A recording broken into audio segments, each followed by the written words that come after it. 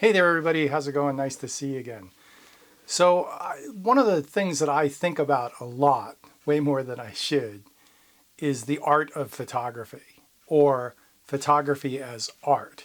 I'm not talking about, getting a camera and going out and taking some pictures. And I'm talking about galleries and fine art and framed prints and archivability and Ansel Adams, really. I mean, he kind of defines the whole genre of photography in terms of fine art landscape photography, in my opinion.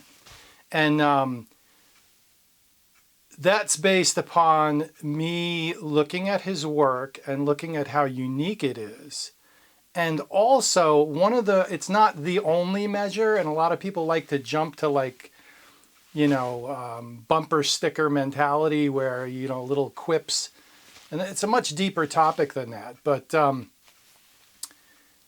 there was recently an auction at Sotheby's in New York, and everything of Ansel Adams sold for way more than the estimated price. And we're talking millions and millions of dollars for the whole shebang. But each photograph was, most of the photographs were in the 10 to 60,000 range. And some of the photographs exceeded $1 million. And these are, black and white dry mounted images. Most of them, from what I could tell, were in the nominal 16 by 20 range. So they weren't huge prints. They weren't small prints. But they were Ansel Adams prints, and they were made to his specifications that he lays out in his 3 books brilliantly. They're fiber-based, dry-mounted to archival museum cotton rag board, etc., and stamped and signed on the board. Well, so what happens is the photograph, when it's dry-mounted permanently, I mean, there's ways to get it off, but that's very technical. It's for all intents and purposes, it's a permanent mounting to a cotton fiber mat board. And when that happens, when you sign the mat board becomes part of the photograph. And when you sign the mat board, and when you stamp the back of the mat board and you sign the back of the mat board, that's all archival and it's all part of the photograph. And so these were, and then he put he matted an overmat, a window mat over that. And that's how this print here is done. That's how that's a not Ilford. That's a Moab juniper paper digital print that I dry mounted using the modern equivalent of what Ansel used, which was color mount. And I dry mounted at 200 degrees in my dry mount press, which is right there. And my printer's there. So there's there's the whole shebang right there. Printer, dry mount press, finished print. I mean, it's all right behind me, right? So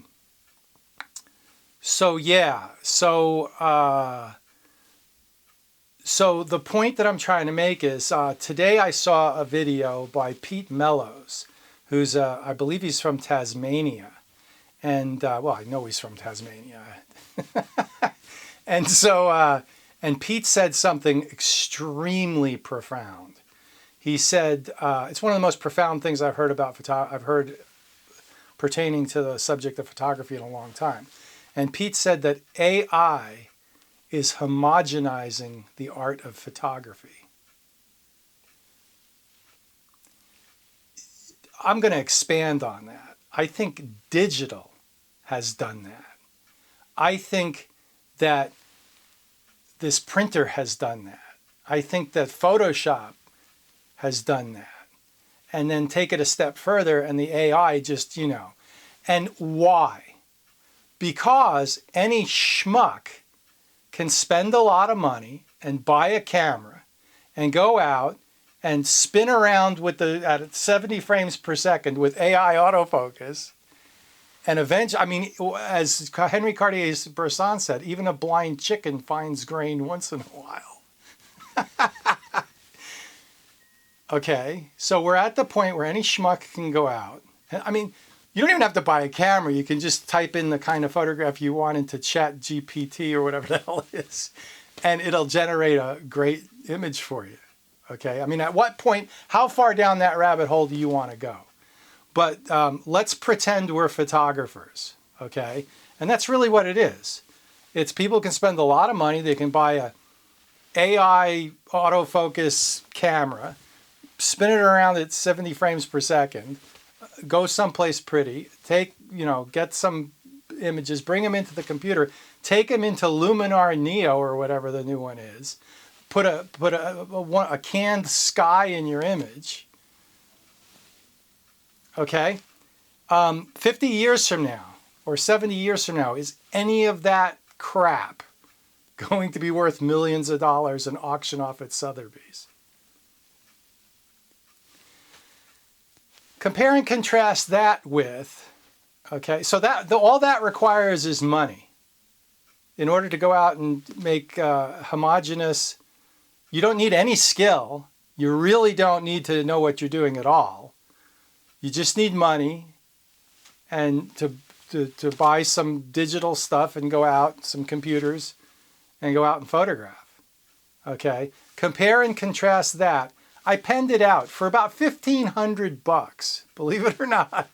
For about $1,500, okay, you can buy yourself a competent 4x5 camera, 150 millimeter lens, film holders, film, chemistry, loop, timer, meter.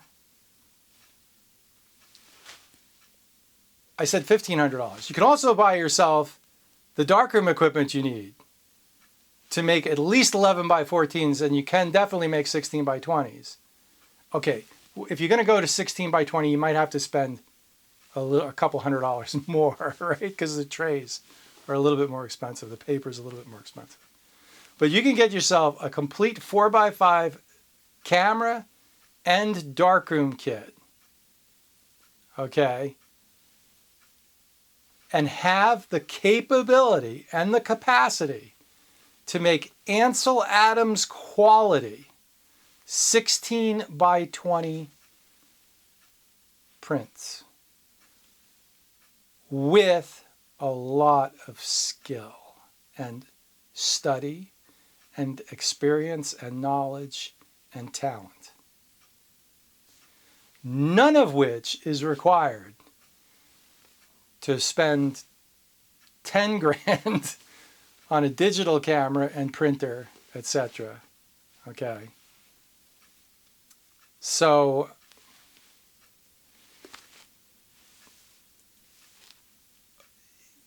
for me, this creates an existential crisis in the sense that, like, do I want to waste my life pursuing something that is self-limiting to begin with? Okay. Why bother trying to climb the mountain if you can never reach the top? Okay. Just because no, actually the analogy would be, there's a road that goes halfway up the mountain, or there's a trail that you have to hike up and backpack to the top of the mountain, and you can get to the top. Which pursuit as a human being is more rewarding? Well, nowadays, everybody's taking their car halfway up the mountain. And very few people are paying the price and putting in the time, the effort to learn what they're doing, and they're actually hiking and making it to the summit. Okay. I would say Ben Horn is one of those people. All right. You know, I'm not sure about his prints. They're digital. But if they look like he's got the 8x10 chromes, so maybe that the hybrid approach isn't so bad, right? Maybe that's not a bad idea. I don't know. I mean, I guess 70 years from now we'll know if Ben Horn's prints are selling for millions of dollars, right? I'm not saying which is right or wrong here. I'm telling you guys as a photographer who aspires to be a fine art photographer. an Ansel Adams level quality photographer who aspires. I said aspires. I didn't say I was. All right. And I've aspired to be that my entire life. It's something. This is what keeps me up at night. All right. This is one of my demons that I fight with. Okay. So I don't know. I mean, I just, these are just thoughts that I've had, inspired by Pete Mello's comment. And Pete's got a great YouTube channel. Check it out. I really enjoy the things that he has to say. So thanks, Pete, for that inspiration. And what do you guys think? I mean, you know, I always get the comments like, you know, art is whatever. What did one guy say? Art is whatever you can get away with. Wow, I couldn't disagree with that more. The world is full of turds, all right? Gold is rare. You know, and just because you think a turd, just because you can say that a turd is gold doesn't make it so. And, you know, that has always bothered me my entire life. So AOWS had Adrian had a video recently where Mark Steinberg, he looked at his photographs. And he was like, he was trying to be diplomatic and comment like, this isn't my aesthetic, but it's okay. It's not okay, man. The guy, I mean, these are snapshots. Okay, just because Mark thinks it's art, I mean, and that's my opinion. Mark, I'm sure, disagrees, but you know, there is an objective. It's really this is a philosophical discussion, and it really comes down to: is there an objective standard, or is everything subjective? The Aristotelian concept of aesthetics versus the Kantian concept of complete chaos. Order versus chaos. Well, clearly in photography, if we're not striving for order, what is the point? This is a philosophical discussion. I'm not sure that there's a right or wrong here. This isn't a bumper sticker topic. This isn't like, you know, this isn't a tribal thing. This is a higher level discussion that I'm having with myself. You know, now I don't know who's watching this, so I don't know who's been invited to the party. But if you can understand it from that perspective, all right, you know, I'm throwing out theories here, not conclusions, all right? And so understand what that means. Hey, thanks for listening to my existential crisis. I really appreciate it. I guess it's drawing to a head because I'm going on this trip, and when there's opportunity to photograph, do I want to take the easy way and drive halfway up the mountain, or do I want to whip out the 4x5 and try to climb the mountain myself? Okay, and that's the way I see it. Maybe I'm not looking at it from the right perspective. Maybe there's an alternate perspective. I'm sure there is, where there's a happy medium or something. I don't know.